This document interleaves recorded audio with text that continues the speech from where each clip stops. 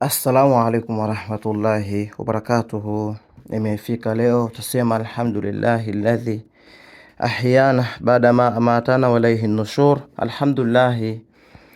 Mada mezani yasema uchawi wa mwanamke. Ndugu zangu, uchawi wa mwanamke ndio mada ambayo tuko nayo mezani kwa siku ya leo. Ndugu zangu, kama kuna kitu inapaswa kiogopwe katika ulimwengu, ni mwanamke akufanyie uchawi. Uchawi achukufanyia mwanamke mara nyingi huwa inakuwa ni ngumu kutibika, au huwa inahitaji umakini sana kuweza kutibika kupita ule uchawi ambao utafanyiwa na mwanamke. Kwa hiyo mwanamke akiamua kukufungia safari na mwanaume akakufungia safari, mwanamke anakuwa na asilimia nyingi za kufanikiwa uchawi wake kupita mwanaume. Na hata kama wote wakifanikiwa kukoroga, uchawi ambao utakao kutesa sana ni uchawi aliokufanyia mwanamke. Hapa nimeandaa dalili kadha wa kadha kwa nini uchawi wa mwanamke uwe unazuru kiasi hichi. Kwa nini? Kwa hiyo naomba mnisikilize. Haya. Jambo la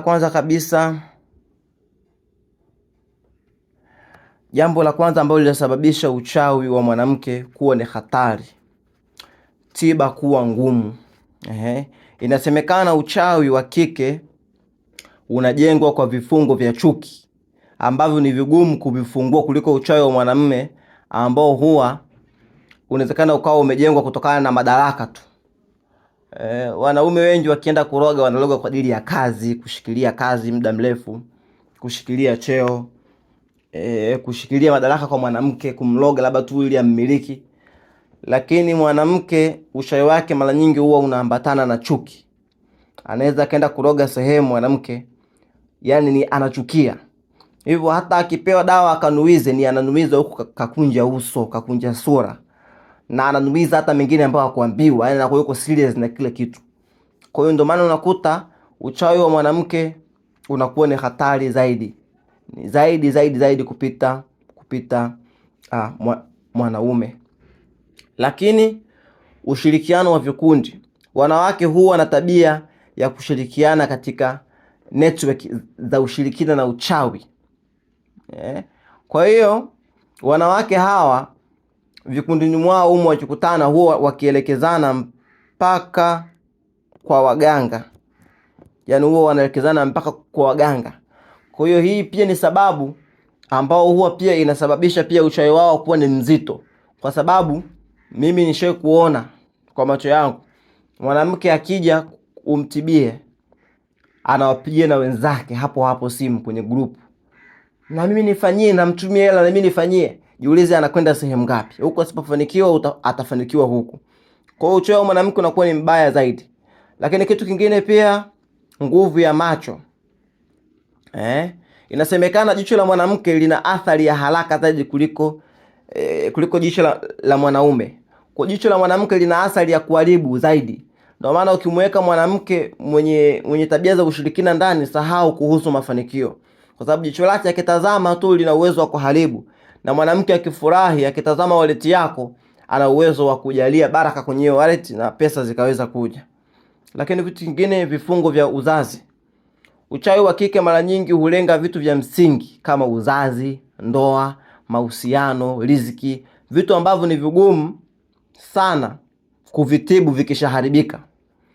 Yani uchawi wa mwanamke mara nyingi huwa unalenga uzazi, ndoa, mahusiano.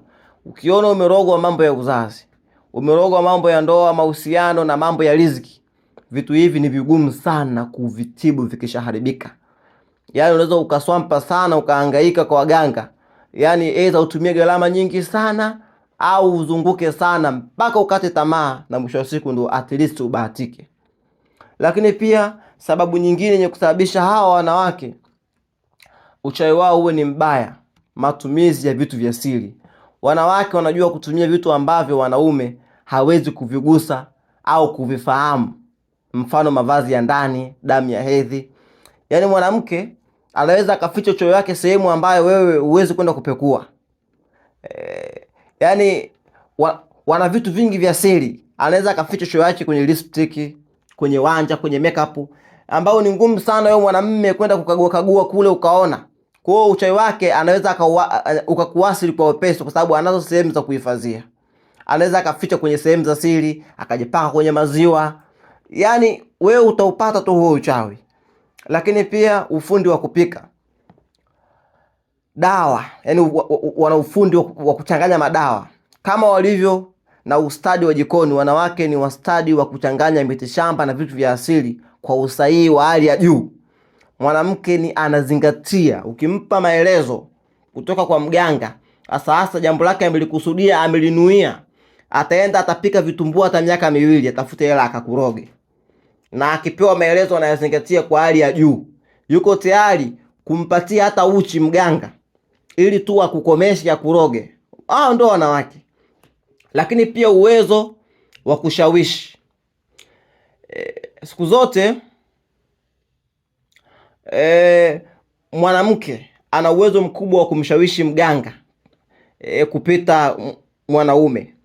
Ana uwezo wa kumbembeleza, ana uwezo wa kumwahidi chochote kwamba nitakupa mwanangu, au mwenyewe nitakupa, au ana uwezo mkubwa sana. Na mganga hata kama akupata pesa kwa mwanamke, ataona huyu nikimfanyia mambo yake kaenda vizuri, naweza siku moja huyu nikamtumia.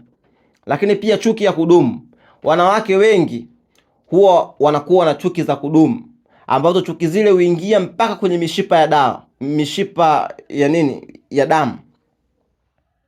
Kwa hiyo uchawi ambao unaambatana na chuki, kama nilivyosema hapo mwanzo, huo unakuwa una sumu kali sana, kwa sababu mtu ananuiza, afu ananuiza tena. Ananuiza huku moyo umenuna, sura imenuna, mwili umenuna. Hapo lazima utakoma, ndugu yangu. Lakini pia ushupavu wa kiroho. Katika ulimwengu wa giza, mwanamke anaweza kuvumilia masharti magumu zaidi ya kiganga kuliko mwanaume. Mwanamke anaweza akavumilia hata ukimwambia miaka 2 usilale na mwanaume, anaweza. Lakini mwanaume ni ngumu sana kumpa masharti kama haya akatoboa. Kwa hiyo mambo ni kama haya. Lakini pia mwanamke anaweza akaambiwa toa mimba, akatoa ili afanikiwe. Mwanaume huwezi kumkubalia mganga akisema umkamtoe mimba mkeo, huwezi kumkubalia. Lakini pia kulenga saikolojia. Wanajua udhaifu wa wanaume, kwamba tamaa, upendo, hivyo wanatumia udhaifu huo kupitishia uchawi, yani kuwapitishia uchawi. Anajua kwamba mwanaume ni dhaifu, nikimuonesha ziwa, nikimuonesha kalio, kwa hiyo mule ndio anategesha mambo yake. Lakini pia uchawi wa mitego. Baada ya kushambulia moja kwa moja, wanawake huweka mitego ambayo ni ngumu sana kuigundua mpaka uingie mkenge, ndio unakuja kuigundua.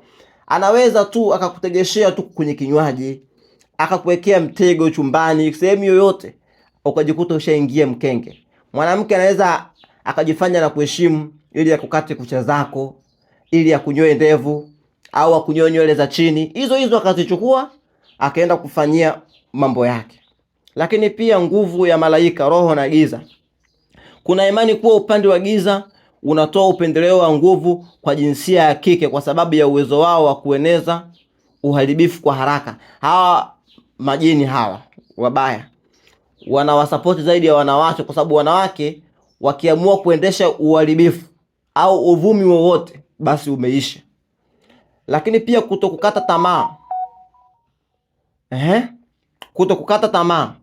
Mchawi wa kike au mshirikina wa kike aachi mpaka aone matokeo, jambo ambalo linawafanya uchawi wao uwe na shinikizo kubwa. Mwanaume unaweza ukafanya siku 2 ukiona hakuna matokeo ukaachana nalo, lakini mwanamke akinuia jambo lake, akalinuilia kabisa mzee, mpaka kieleweke. Haya, uunganishaji wa vizazi. Wanawake wanaweza kuhamasisha uchawi kwa watoto wao kwa urahisi zaidi. Yaani anaweza akakufanyia uchawi, akawahimiza na watoto wa kuloge, jambo ambalo linafanya tiba yake iwe na mfululizo mgumu. Wewe huwezi kukwepa makombola yote ukayakwepa.